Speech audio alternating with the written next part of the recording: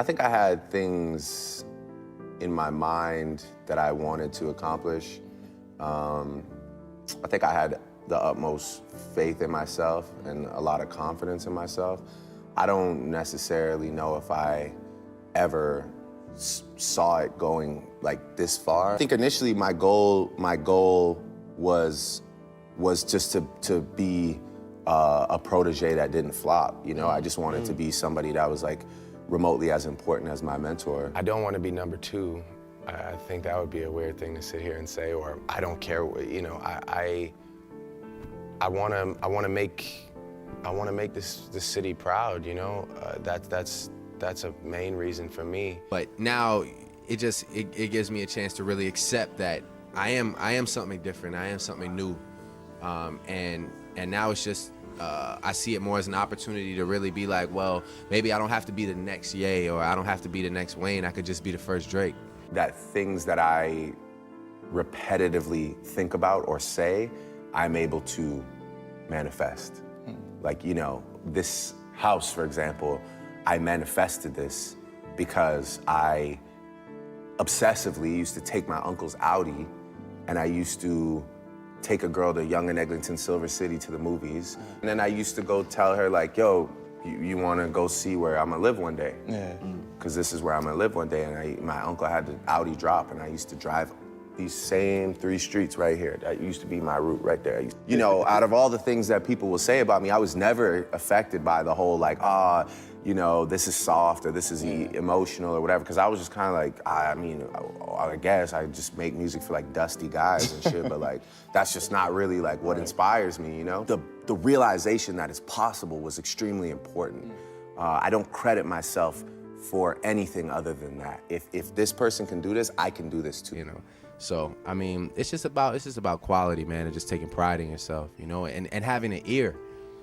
A lot of artists don't even know when they sound wrong or off. I don't really celebrate the wins. I don't sulk over the negative. I just keep it moving. If you have the music, that's all it takes. Present it to the world, and the world will tell you if it's worth their time or not. And just for anyone watching this that's wondering how this happened, you know, that's really the answer. It's being so unsure how you're getting it done that you just kind of keep going in the hopes of figuring out the formula. Just feeling so lucky and blessed that the fear of losing it keeps you up at night. I've sacrificed so much for it already and dedicated so much of my time that I have to push it as far as I possibly can, because I've given up a lot of years. I always want more. I'm, for some reason, like ready to go back and start working on new music. You know, it's everything I always wanted. It's what I work tirelessly for and relentlessly, you know, just constantly trying to, you know, create, stay refreshing, stay consistent, you know, learning the right amount of time to take off. You know, at the end of the day, I can't just keep doing the same thing over and over again, because one, you'll get used to it and then you'll be over it.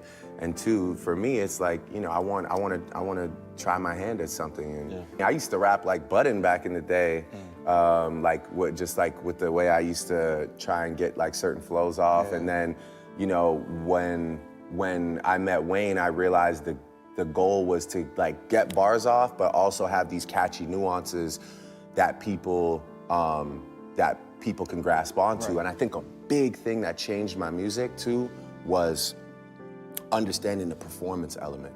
So to watch what records work on tour for Wayne, or to start doing my own shows and see, okay, like cool, you know, like I do love to make, you know, R&B music, slow music, melodic music, but like, man, it feels good to have one of those slappers. Like, it feels good to have people screaming those words back at you, and they start moshing and they start going crazy.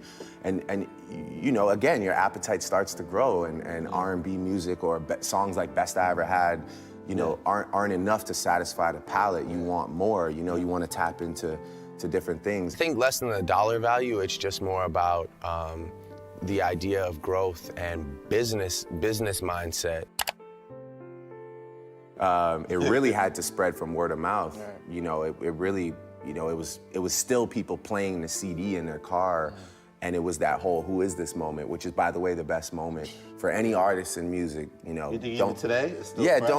don't ever not like just be present in your "who is this" moment, because you're gonna be chasing that "who is this" moment for the rest of your career, trying to keep people as interested as they were when they felt like they were one of the only people listening to you. For all new artists, please be present in that moment, because it does escape you, and you'll be trying to get it back forever. So.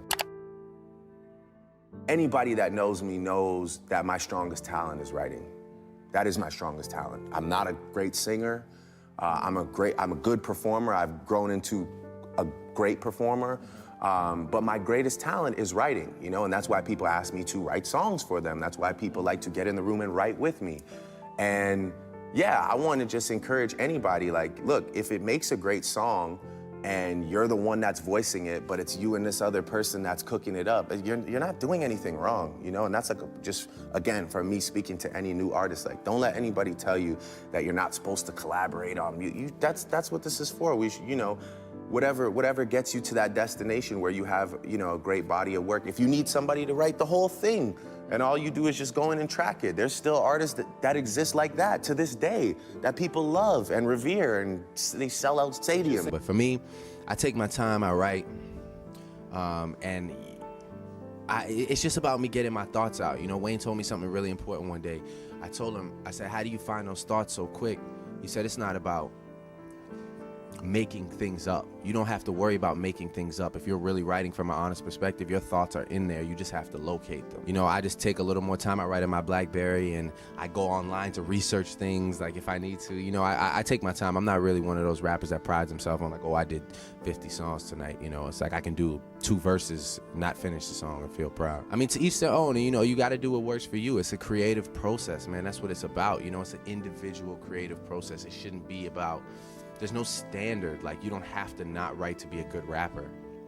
So, I mean, as soon as you understand that and you get comfortable with yourself, like, I don't care. I'll pull my phone out in front of anybody and start writing and say, yo, I got to go and check this website, or do, I don't, you know, because I know that when I come with that verse, you're going to be like, oh, okay, that's why it took, you know, 2 hours, and you had to, you know, you needed the wireless internet hooked up. Oh, that's why. All these guys, man, that are like, you got to go to New York and make it happen. No, you don't, man. That's dead now. Do it the way The Weeknd did it. Do it the way Party Next Door did it. Do it the way I did it, you know? Do it from where you're at.